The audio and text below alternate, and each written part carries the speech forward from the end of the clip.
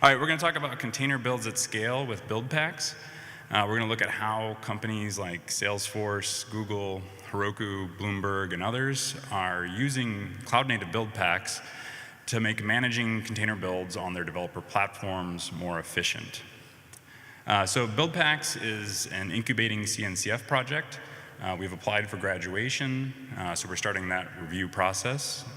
You can learn more about that in our talk tomorrow, which we'll give you some details on. So when we talk about scale, I want to be clear that I'm talking about the order of tens of millions of images for some of these organizations. But the problems you encounter at that level of scale are, for the most part, the same as the problems that you have when you're managing thousands or even hundreds of images.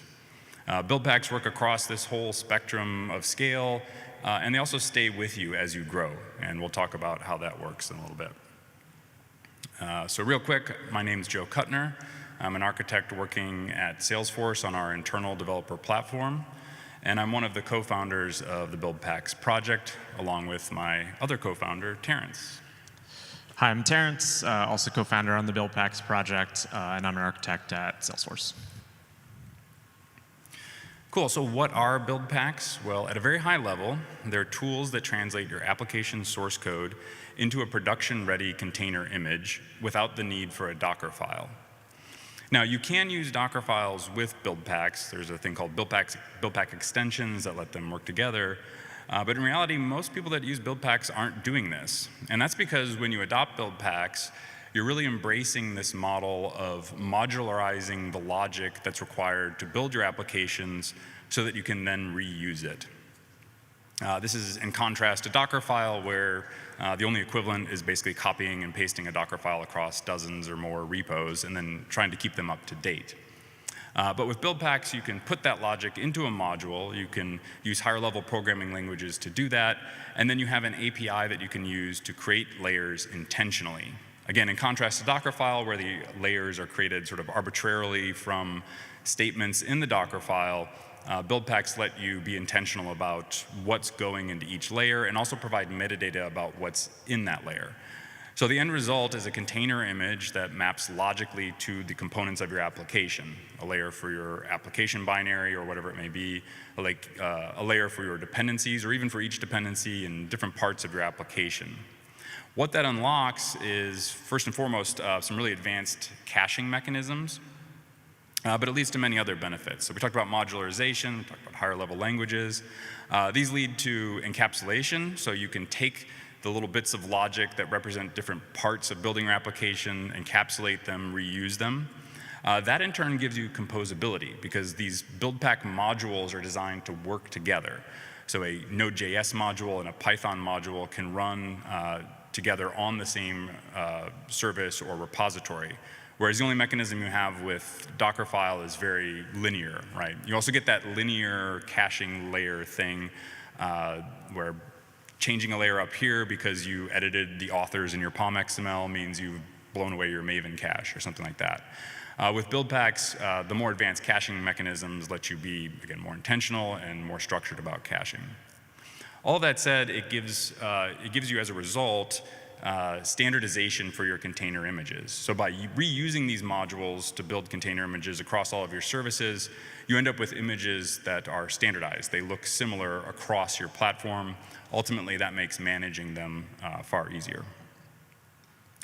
So if you haven't thought about it yet already, why do you want to use Buildpacks? It's because it's a more sustainable container build option. And I really do mean that in the eco-friendly way.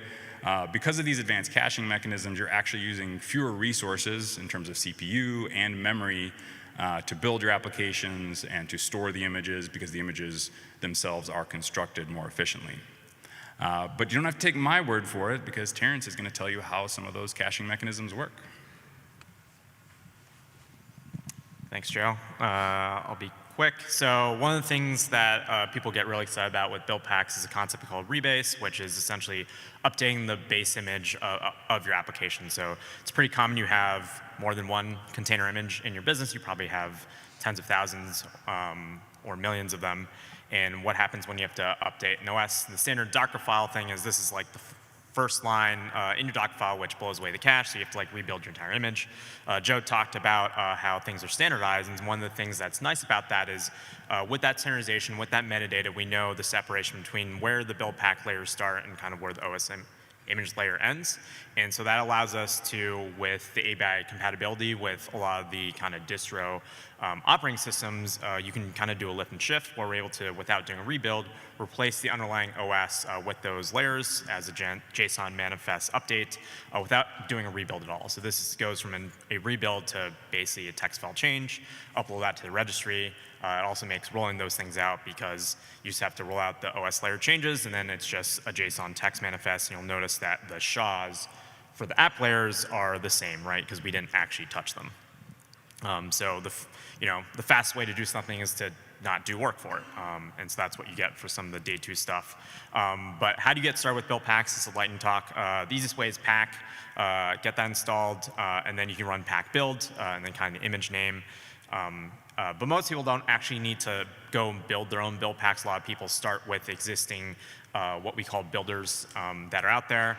I work at Heroku at Salesforce, so obviously Heroku has a set of builders. There's also the Paketo builders as well, and then Google has a set of builders as well for basically doing a lot of the language kind of operations. So you can start from there and then kind of modify without having to start from scratch of writing your own Buildpacks everywhere. I mentioned Pack as the local CLI, kind of easiest way to get started, but there's a bunch of different platforms for using Buildpacks as well. We have a Kubernetes operator called Kpack as part of the project. It's integrated into Spring Boot itself for containerizing your application. If you've ever done that, you actually using Buildpacks under the hood. And more importantly, at KubeCon, we have a maintainer track talk tomorrow at noon that Joe and one of the other contributors, Joey, will be doing if you want to learn more. And then we're at the Project Pavilion the entire week in the afternoon. So please come say hi. And we're on the CNCF Slack in the Buildpacks Slack channel. So please hit us up there. Thank you.